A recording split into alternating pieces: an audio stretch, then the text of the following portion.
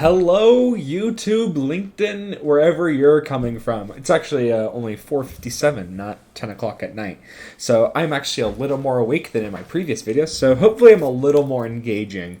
So firstly, how you doing? Hope you're having a wonderful Christmas or holiday.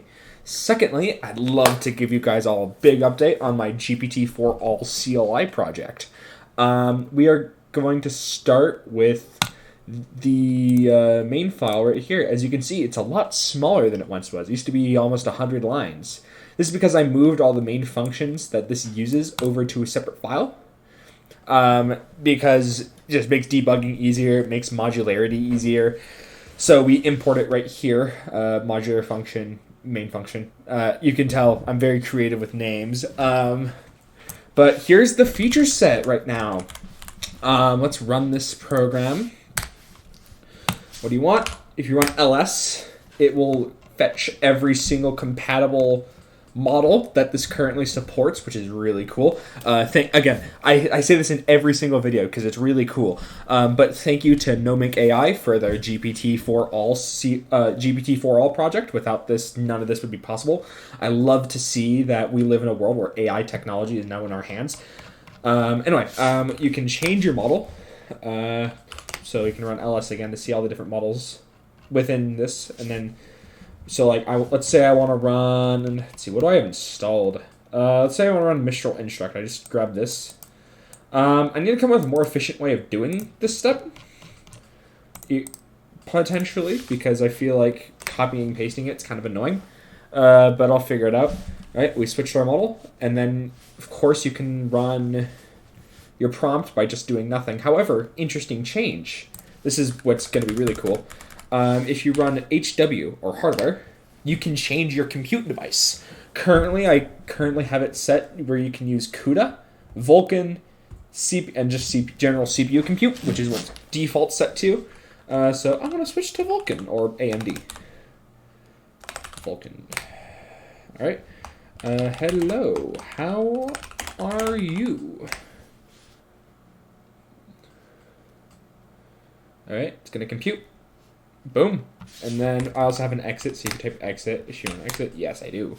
All right, and also I left a little note by myself. Have a nice day. Programmed by Jack is a Pie. Sweet. All right, now let's look over to here. We have text reader, which is for the README file that I'm currently still typing up. I'll probably push it to the repository later tonight. That's the hope, at least. This is the README, and then this is the modular function, main function. I wanted to sort, so this is for the actual main program. We're using the GPT4ALL library and the JSON library. We have Ask AI, which I'm currently working on a debug mode to show how many tokens you're using at a time and to show how long something is computing for. At the moment is nowhere close to done. But I want it to be done soon. All models, I'm pretty sure you've already gone over this, just fetches the JSON file from the official repo and prints all the useful data for the user. Shoot, I'm losing my focus. The model check, which this I don't know if I covered this in the last video, but we take the data file and we take the model we want to switch to and we check to make sure it's a real model that's compatible, not one that it isn't compatible with. The exit prompt, already discussed, simply just exits. Hardware change shows your current hardware options, and then it shows all the different things it supports, and like it allows you to switch to it. And if I forgot to mention this, if it doesn't recognize something, like if you tell me something it doesn't support, it'll be like unknown input, and it'll just return what you previously had. And then change model, simply. Changes your model. I think we already covered that one.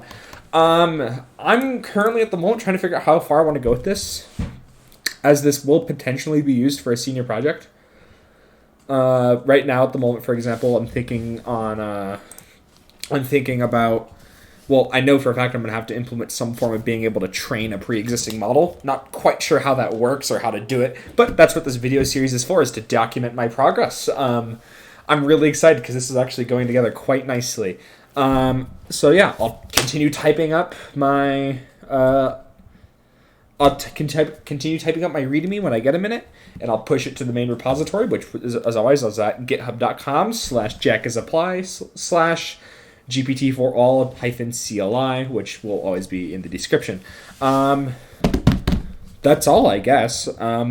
As always, any suggestions or help, because this code is free and open source, so you can just go there and do what you want with it. But always feel free to have suggestions. That's kind of what the beauty of open source is, and the beauty of the internet is I can connect with programmers from all around the world.